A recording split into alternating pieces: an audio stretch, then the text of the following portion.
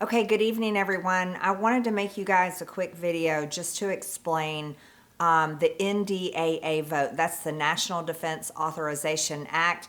This is the bill that you've heard a lot about that contains Section 219, which is the actual merging of U.S. military intelligence and also our defense supply chain, which is incredibly important. That's all types of contracts that build all types of weapons and equipment for our military.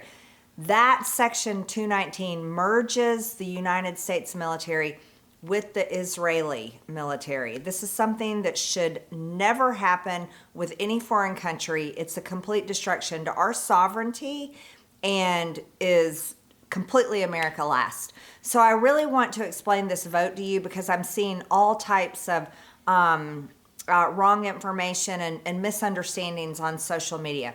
Okay, so there was 2 votes for the NDAA that had Section 219 in it.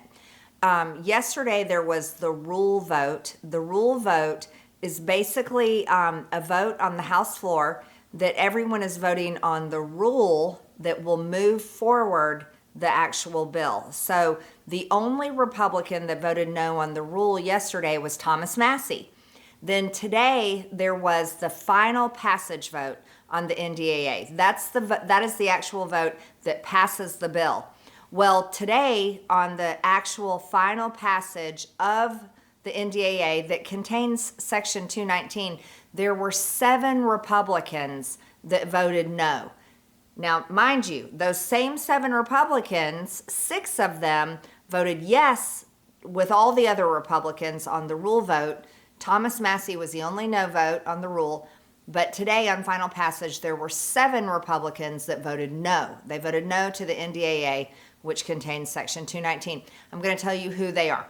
Okay, so the total 7 that voted no today was Josh Burkeen, Tim Burchett, Eli Crane, give me one second, Harriet Hageman, Anna Paulina Luna, Thomas Massie, Chip Roy. Let me make sure I got that. 1, 2, 3, 4, 5, 6, 7. Yep, those were them. So again, those names are Burkeen, Burchett, Crane, Luna, Massie, Hageman, and Roy.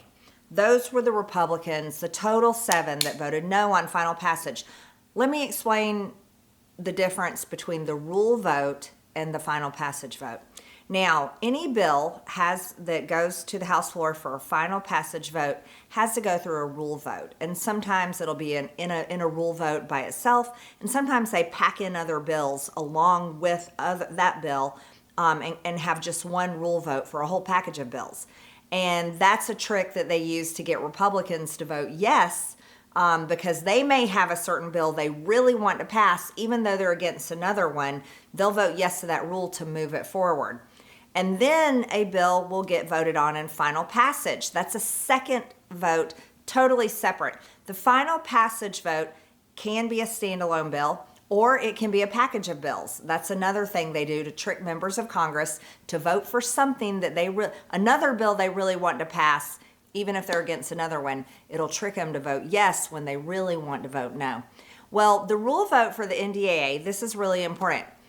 If the 7 total Republicans that had voted no on final passage, if they had all voted no on the rule vote, guess what? That would have totally stopped the NDAA. It wouldn't have moved forward. They would have stopped Section 219. So I really appreciate those 7 Republicans that voted no to final passage. However, I wish 6 of them had voted no with Thomas Massie, because Thomas Massie had the courage to vote no on the rule. If those 6 Republicans had voted no on the rule, then I don't think the NDAA would have moved forward, and there would have been a much bigger fight on Section 219. So I wanted to break that down and explain it to you. Also, I totally agree with you, because right now you're saying, why are there 2 votes? This is ridiculous. Look, it's a complicated system. All of it's ridiculous, but they make it complicated on purpose, and they do that so they can get garbage passed and horrible things put into law, and it makes it really hard for members of Congress to stand up and stop it. A second thing I want to explain to you. Now that the NDAA has passed the House, it passed the House today. with 216 yes votes, 212 no votes. It is the next stage is this bill moves on to the Senate. So bills have to pass the House, the Senate, before they go to the president's desk.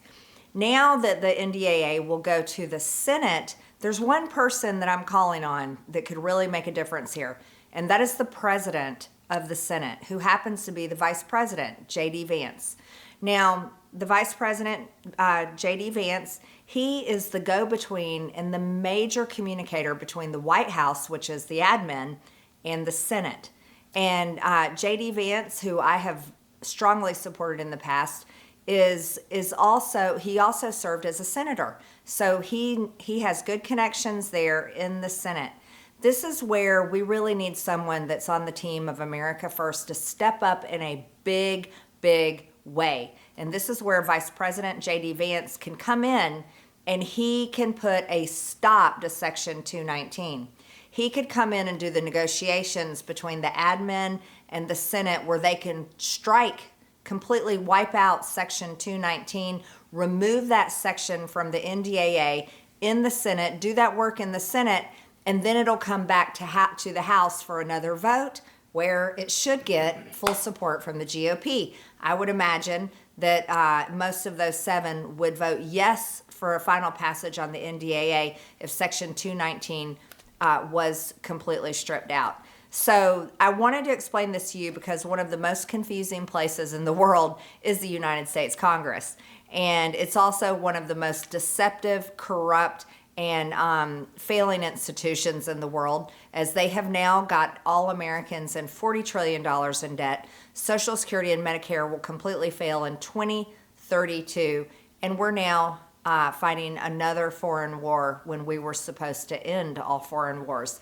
So, I just wanted to communicate this to you, give you a simple explanation about the NDAA vote in the House, what Section 219 is, which is a complete betrayal to the American people. I think it's such a betrayal, I call it treason. And then lastly, I'm calling on Vice President JD Vance to completely strip Section 219 out of the NDAA in the Senate, get that work done with Leader Thune, work with everybody there, Republicans and Democrats.